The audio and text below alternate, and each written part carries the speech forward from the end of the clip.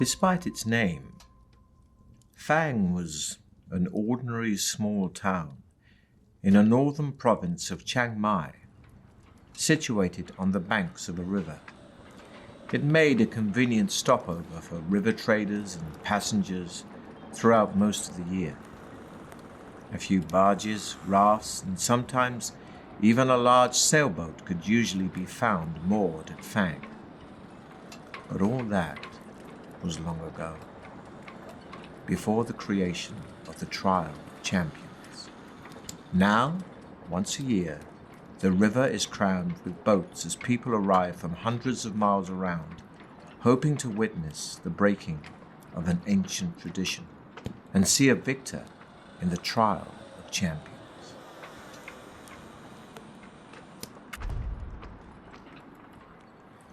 On the 1st of May each year, warriors and heroes come to Fang to face the test of their lives. Survival is unlikely, yet many take the risk, for the prize is great. A purse of 10,000 gold pieces and the freedom of Chiang Mai forever. But to become champion is no easy task. Some years ago, a powerful baron of Fang called Sukhumvit decided to bring attention to his town by creating the ultimate contest. With the help of the townspeople, he constructed a labyrinth deep in the hillside behind Fang, from which there was only one exit. The labyrinth was filled with all kinds of deadly tricks and traps and loathsome monsters. Sukhumvit had designed it in meticulous detail, so that anybody hoping to face its challenge would have to use their wits as well as weapon skill. When he was finally satisfied that all was complete, he put his labyrinth to the test. He picked 10 of his finest guards, and fully armed, they marched into the labyrinth. They were never seen again. The tale of the ill-fated guards soon spread throughout the land, and it was then that Sukhumvit announced the first Trial of Champions. Messengers and news sheets carried his challenge, 10,000 gold pieces and freedom of Chiang Mai forever to any person surviving the perils of the labyrinth of Fang. The first year, 17 brave warriors attempted the walk, as it later became known. Not one reappeared. As the years passed and the Trial of Champions continued, it attracted more and more challengers and spectators. Fang prospered and would prepare itself months in advance for the spectacle it hosted each May. The town would be decorated, tents erected, dining halls built, musicians, dancers, fire-eaters, illusionists, and every sort of entertainer hired, and entries registered from hopeful individuals intent on making the walk. The last week of April found the people of Fang and its visitors in wild celebration. Everybody sang, danced, and laughed until the day broke on the 1st of May, when the town thronged to the gates of the labyrinth to watch the first challenger of the year step forward to face the Trial of Champions.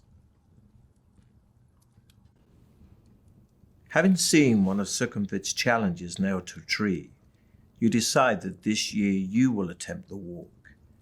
For the last 5 years, you have been attracted to it not for the rewards, but for the simple fact that nobody has ever yet emerged victorious from the labyrinth. You intend to make this the year in which a champion is crowned. Gathering up a few belongings, you set off immediately. 2 days' walk takes you west to the coast, where you enter the cursed port, Black Sand. Wasting no time in that city of thieves, you buy your passage on a small boat sailing north to where the river Coke meets the sea, and from there you raft upriver for 4 days, until finally you arrive in Fang. The trial begins in 3 days' time, and the town is in an almost hysterical mood of excitement. You register your entry with the officials and are given a violet scarf to tie around your arm, informing everyone of your status. For 3 days, you enjoy Fang's greatest hospitality. and are treated like a demigod. During the long merriment, you almost forget your purpose in Fang, but the evening before the trial, the magnitude of the task ahead begins to dominate your thoughts. Later, you are taken to a special guest house and are shown your room. There is a splendid 4-poster bed with satin sheets to help you rest, but there is little time left for sleep.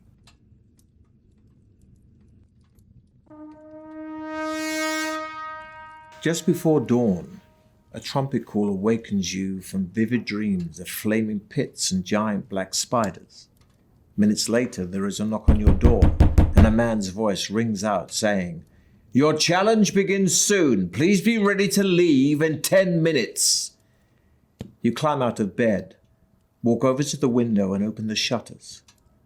Already people are thronging the streets, moving quietly through the morning mist. Spectators, no doubt on their way to the labyrinth, hoping to find good vantage points from which to watch the competitors. Walking over to a wooden table on which your trusty sword and shield lie, you pick them up and cut the air with a mighty sweep, wondering which beasts your sword's sharp edge may soon have to meet. You open the door into the corridor, and a small man greets you with a low bow as you emerge from your bedroom. "Please follow me," he says. He turns to his left and walks quickly towards the stairs at the end of the corridor. Walking through a parting in the crowds, you see Baron Succumbit himself. You count 5 others standing proudly in line, their violet scarves displayed for all to see. There are 2 bare-chested barbarians dressed in furs. They stand completely motionless, legs straight and slightly apart, arms thrust forward to rest on the hilts of their long, double-headed battle axes. A sleek elven woman with golden hair and feline green eyes is adjusting the crossbelt of daggers wrapped around her leather tunic. Of the 2 remaining men, one is covered head to foot in iron-plate armor with a plumed helmet and a crested shield. The other is cloaked in black robes, with only his dark eyes showing between the swarthes of his black face scarves. Long knives, a wire garrote, and other silent death weapons hang from his belt. The 5 contenders acknowledge your arrival with almost imperceptible nods of the head, and you turn to face the exultant crowd for the last time. Suddenly, a hush falls over the crowd as Baron Succumbit steps forward, holding 6 bamboo sticks. You draw one from his outstretched hand, and you read the word, 5th. Then the trial begins. The knight is first. He salutes the crowd before disappearing into the tunnel, and is followed half an hour later by the elf. Next goes a barbarian, and then the dark assassin. Next, it's your turn. But before embarking on your adventure, we must first determine your own strengths and weaknesses. You have in your possession a sword, a shield, and a backpack for carrying provisions for the trip. You have been preparing for your quest by training yourself in swordplay and exercising vigorously. To see how effective your preparations have been, dice will be rolled to determine your skill, stamina, and luck scores. Or, if you wish to begin your adventure immediately, you can choose between 3 ready-made adventurers.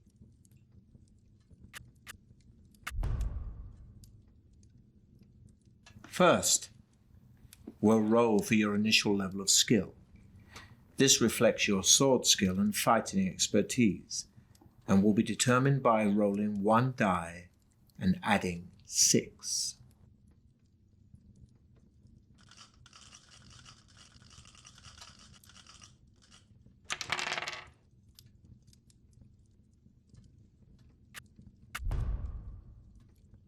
Next, we'll roll for your initial stamina, which represents your strength. So the higher your stamina score, the longer you will survive. This will be determined by rolling 2 dice and adding 12.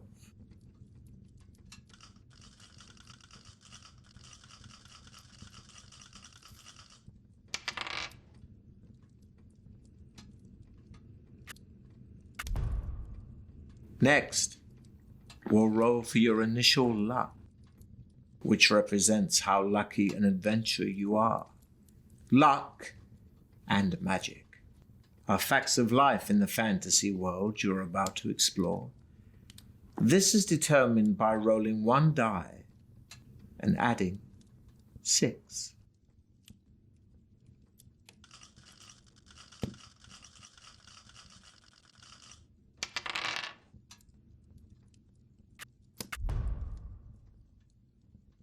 You may also take a magical potion with you to aid you on your quest. Each bottle of potion contains 2 measures, so can be used twice during an adventure. You can choose from a potion of skill that restores your skill points to their initial amount, a potion of strength that restores your stamina points to their initial amount, or a potion of fortune that not only restores your luck points to their initial amount, but will also increase your initial luck score by 1 each time it's used.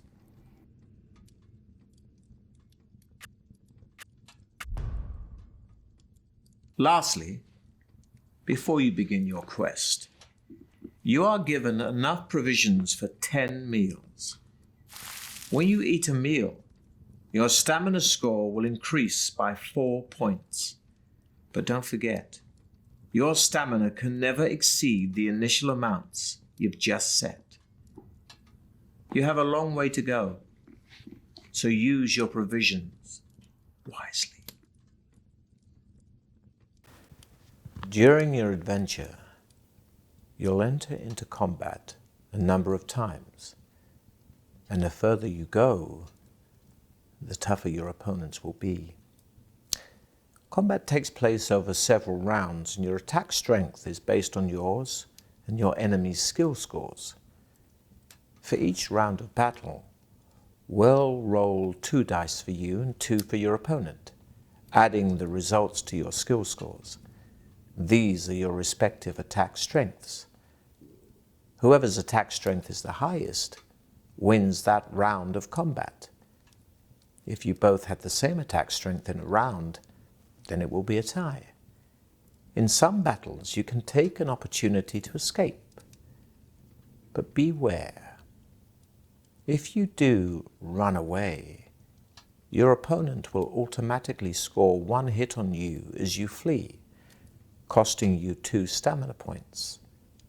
So be sure you have enough. Such is the price of cowardice. You are playing using the new battle system, where the battle takes place over 3 rounds. Your sheer battle-hardened nature will mean you'll always win the battle after the 3 rounds, but every round you lose will cost you 2 stamina points. So be careful. Losing all your stamina will still be fatal. At the start of each round, you'll have a short time to decide to fight or to build up your stamina by eating your provisions or taking a potion, if you have one.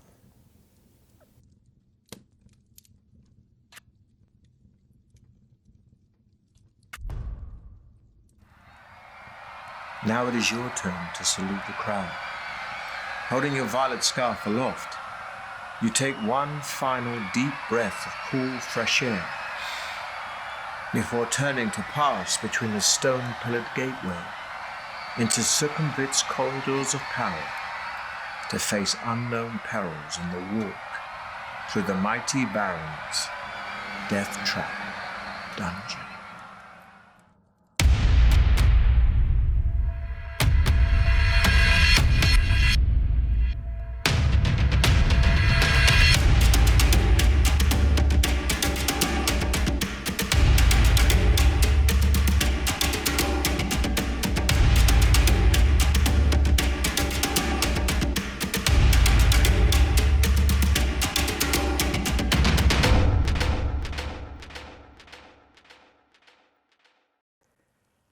The clamour of the excited spectators gradually fades behind you as you venture deep into the gloom of the cavern.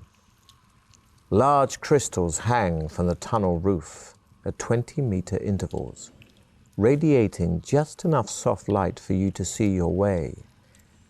As your eyes gradually become accustomed to the near darkness, you begin to see movement all around. Spiders and beetles crawling up and down the chiseled walls disappear quickly into cracks and crevices as they sense your approach. Rats and mice scurry along the floor ahead of you. Droplets of water drip into small pools with an eerie plopping sound which echoes down the tunnel. The air is cold, moist, and dank. After walking slowly along the tunnel for about 5 minutes, you arrive at a stone table standing against the wall to your left. On it, there are 6 boxes, one of which has your name painted on its lid.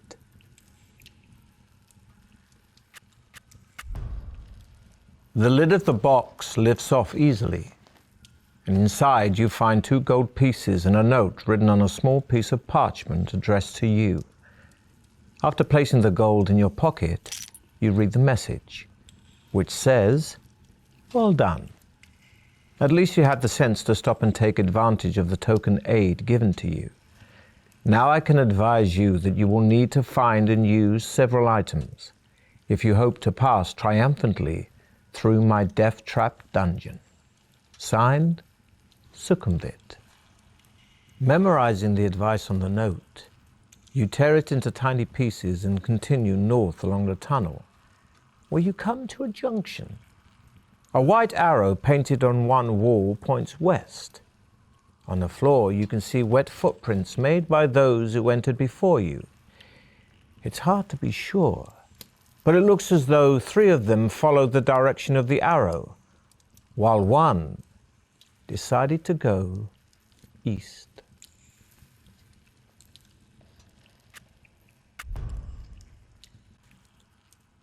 Ahead, you can see a large obstruction on the tunnel floor. Although it is too dark to make out exactly what it is, the wet eastbound footprints you have been following carry on towards the obstruction.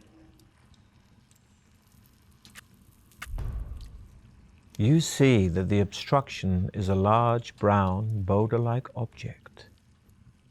You touch it with your hand and are surprised to find that it is soft and spongy.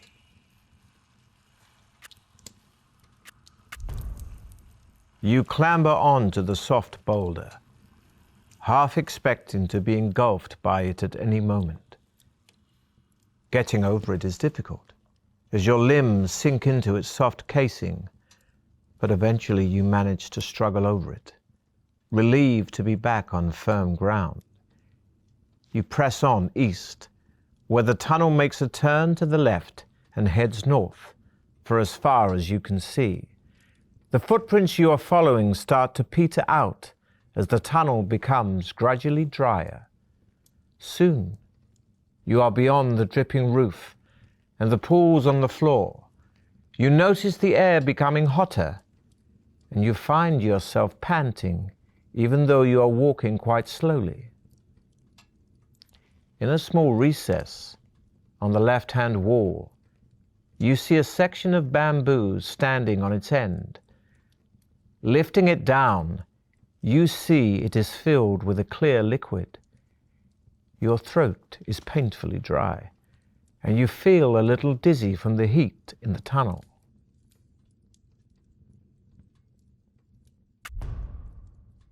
The water in the bamboo pipe is welcomely refreshing and adds 1 stamina point. It also contains a magical solution, which will enable you to be exposed to melting point temperatures without harm. Discarding the bamboo, you start off north again, in good spirits. You find yourself dripping with sweat as the temperature continues to rise. As you struggle on, the heat intensifies until it becomes so unbearable that you feel yourself begin to pass out. Although the temperature in the tunnel is higher than you could normally tolerate, the liquid from the bamboo pipe keeps you alive, and mercifully, after a few moments, the temperature drops rapidly and soon feels almost cool again. On the left-hand side of the tunnel is a closed door. It has a small iron plate in it, which looks like it might slide open.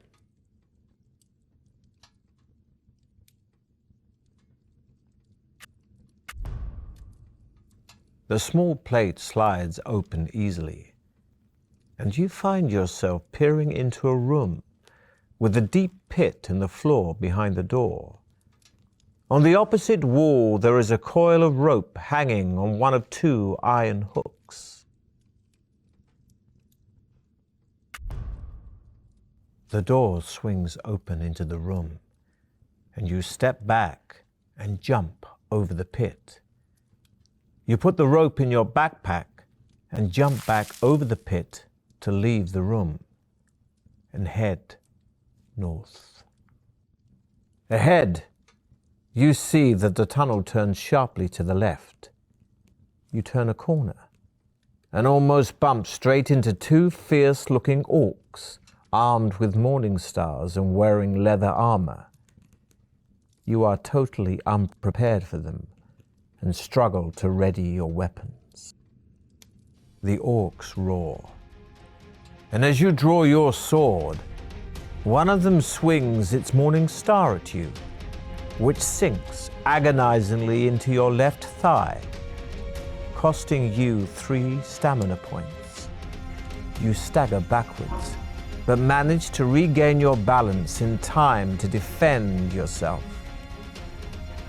Fortunately, the tunnel is too narrow for both orcs to attack you at once, so you fight them, one at a time.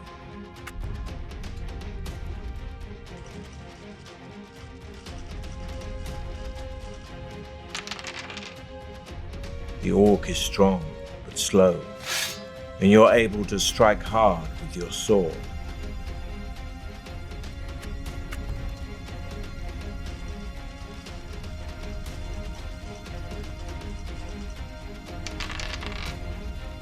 Your shield protects you from the orc's frenzied attack, while you're able to hack at its leg.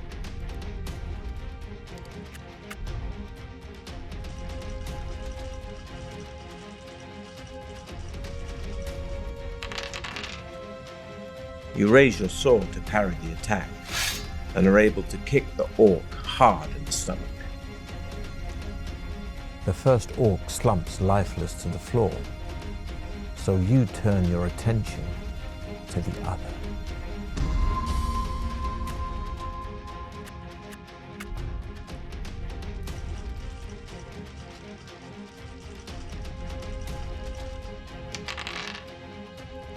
The orc is strong but slow, and you're able to strike hard with your sword.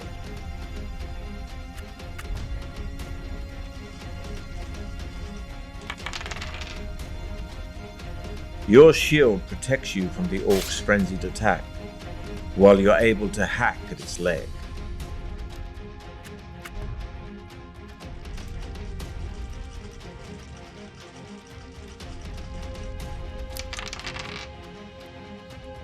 You raise your sword to parry the attack, and are able to kick the orc hard in the stomach. Inside one of the orc's pockets, you find 1 gold piece and a hollow wooden tube. You put your findings in your backpack and set off west. As you walk along, droplets of water again start falling from the tunnel ceiling. Heading west, you see wet footprints made by the same boots that you followed earlier. They lead to a closed iron door in the right-hand wall of the tunnel, but do not seem to go any further.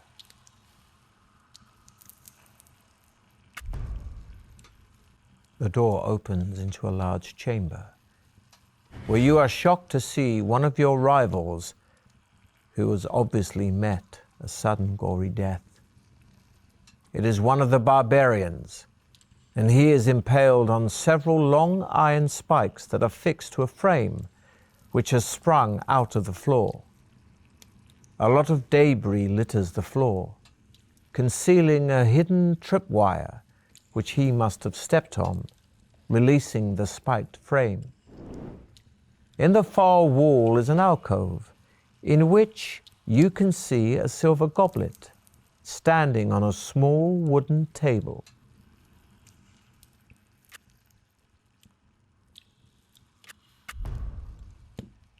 The pouch on the barbarian's belt is empty, apart from some strange-looking dried meat wrapped in a cloth.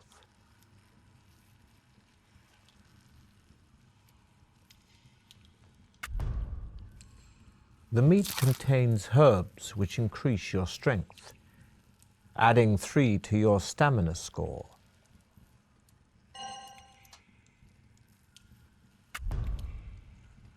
You walk slowly over to the alcove, carefully checking the floor for any more hidden traps. You see that the goblet contains a sparkling red liquid. As you lift the goblet, it releases a sprung catch and a dart shoots out of the wooden table leg. This will be a test of your luck. We'll roll 2 dice, and if the number rolled is equal to or less than your current luck score, you have been lucky. But if the roll is higher than your luck score, then your luck isn't in.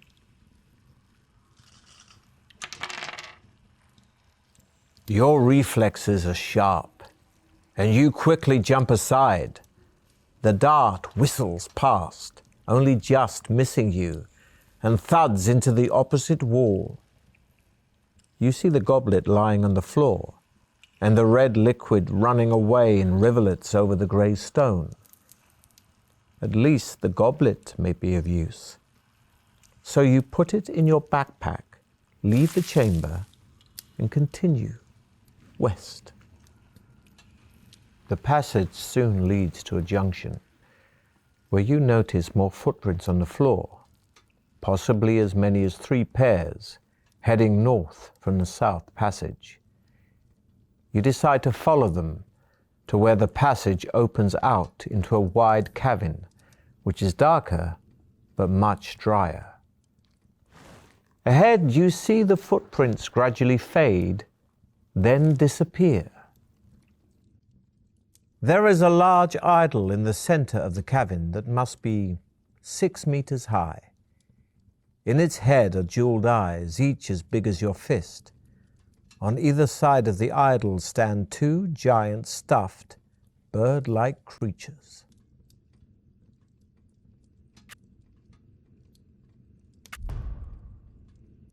Not much farther down the tunnel, you come to a closed door on your left. Putting your ear to the door, you listen intently but hear nothing. You enter a room which is small and completely empty. As soon as you are inside, the door slams shut behind you. Suddenly a voice booms out of nowhere, shouting, "Welcome to Deathtrap Dungeon, the ingenious killer labyrinth of my master. Adventurer, I trust you will pay your respects to my master by shouting out his name."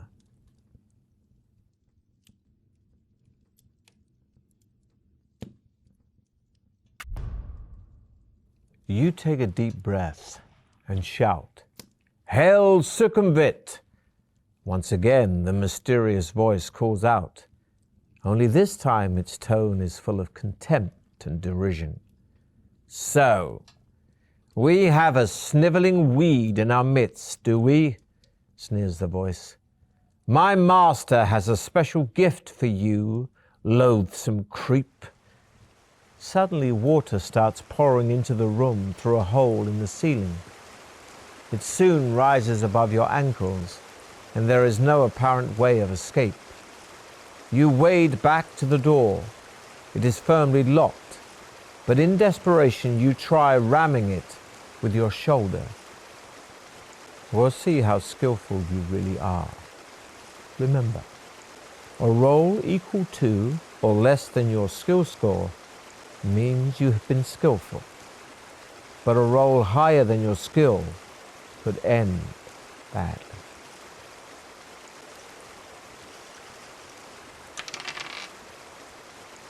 The door cannot withstand the furious battering you are giving it. The center panel cracks and splinters, enabling you to kick a hole in it large enough for you to squeeze through.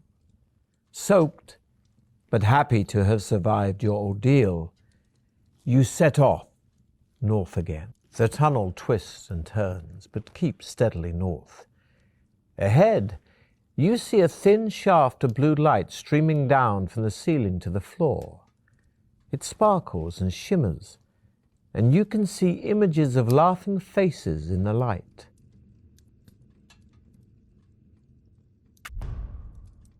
As soon as your head goes under the blue light, you hear the sound of muffled voices. The faces are no longer laughing, but have changed their expressions to one of despair and anguish. A young girl's sad face hovers in front of you, and she begins to whisper a poem. Transfixed, you listen intently, believing that she has a special message for you as she recites, "When corridor doth water meet, do not make a quick retreat. Take a breath and jump deep in, if your trial you hope to win." Memorizing the spirit girl's poem, you step through the shaft of light and quickly head on north. You come to an arched doorway set in the right-hand wall of the tunnel. The heavy stone door is closed, but there is an iron latch and a round handle.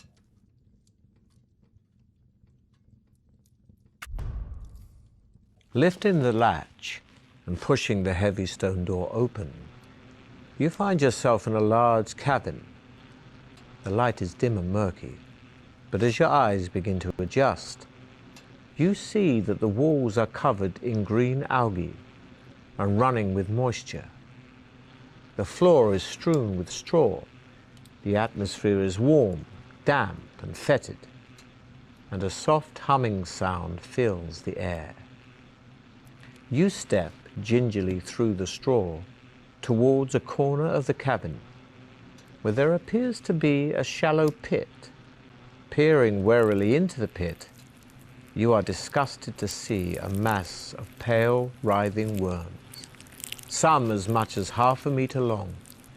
Nauseated, you are about to turn away when you notice that their undulating bodies are swarming around a dagger, its point held fast in a crack in the pit floor. The hilt is cased in black leather, studded with opals, and the blade is fashioned from a strange, reddish-black burnished metal you have never seen before. You long to touch the dagger, but this would mean plunging your hand in among the writhing worms.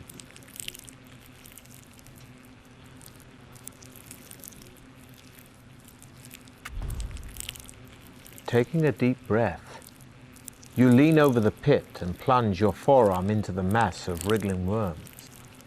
They are cold and clammy and feel extremely nasty, but at least they are harmless, and you are able to seize the dagger by the hilt. You give it a hard tug and it comes away from the crack in which the tip was embedded. Admiring its beauty and wondering whether it might once have belonged to some luckless contestant, you put the opal-studded dagger firmly in your belt and leave the cabin. As you make your way back to the doorway, the buzzing sound increases in intensity, and you look around desperately to discover where it's coming from. Glancing up in the nick of time, you see a huge and grotesque black shape of a giant fly emerging from a recess high up in the cavern wall. As it gets closer, you realize that it's at least 1.5 meters long. Its opaque wings vibrate, making the sickening buzzing noise you can hear, and its 6 black, hairy legs are poised to grasp your body. Below, its multifaceted eyes is a long, shiny black proboscis, which darts in and out venomously. You have stolen the giant fly's treasure from her brood of maggots, and you must face the consequences. It's time to test your luck again. Remember, a roll equal to or less than your luck score means you've been lucky, but a roll higher than your luck could end badly.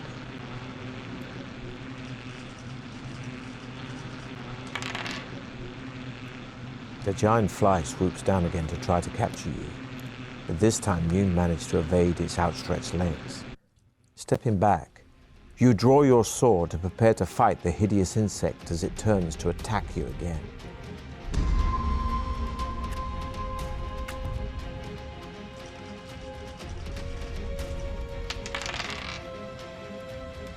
The creature flies at you so close you can't use your weapons. Grabbing it by its legs, you swing around, slamming it into a wall.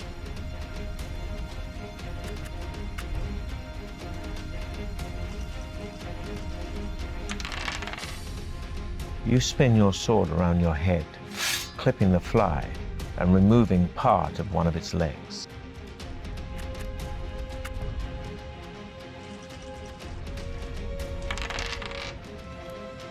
You hurl yourself at your enemy, fist flailing, and land a stunning blow. Pleased with your victory, you wipe the vile yellow slime from the blade of your sword and walk quickly to the door, back to the tunnel, and head north. The tunnel ends shortly at a junction. Looking left and right, you see a narrow passage disappearing into the dim distance.